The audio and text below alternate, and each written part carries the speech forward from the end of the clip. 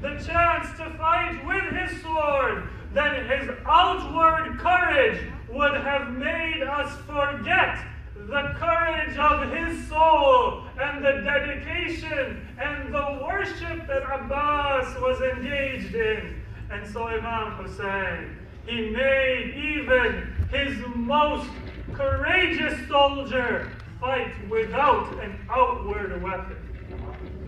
And yet still there was no wound on the front of the body of Abbas, because the enemy did not dare attack him so long as he faced them on the way to the waters of Furat. All of the wounds that Abbas had on his body, they were from his back when he turned back towards the tent, and that is when the enemy attacked him all at once. How many wounds of swords and spears, arrows and stones were there on the body of Abbas? Only the heart and the eyes of Imam Hussein saw that.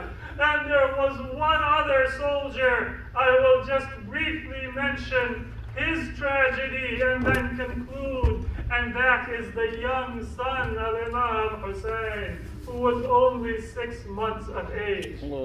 If we remember Qasim and we remember Abu Fadl al-Abbas, then at least they were old enough to walk on their feet and go and face the enemy. But what potential did Imam Hussein bring out that even a 6-month-old child who cannot walk and cannot talk becomes a soldier in the way of Allah subhanahu wa ta'ala. There the Imam stood before the enemy and said, هَلْ مِن نَاصِرٍ يَنْصُرُنَا هَلْ مِن مُغِيثٍ يُغِيثُنَا لِوَجْهِ اللَّهِ هَلْ مِن ذَابٍ يَضُبُّ عَنْ حَبَبِ رَسُولِ اللَّهِ. Is there anyone who will come to the aid of Ahl-e-Bait? And there was a commotion from within the tent.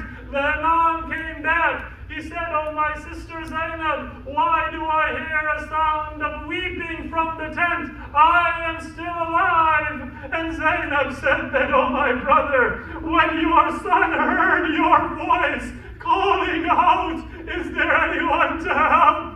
Ahl-e-Bait, he dropped himself from his cradle as if to say that, 'Oh, my father, you are not alone. I am there to fight in the way of Allah. Even if I cannot walk, take me, O Father, in your arms.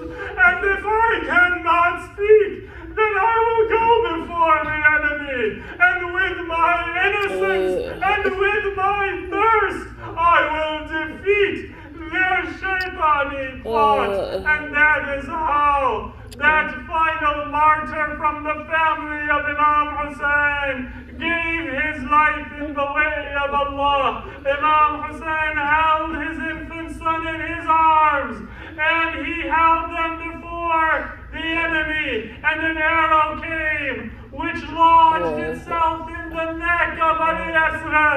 But I would say that it struck the heart of Imam Hussein before it touched the flesh of Ali Akbar. The blood flew from the soul of the Imam before it gushed from the body of the Imam's son. Inna lillahi wa inna ilayhi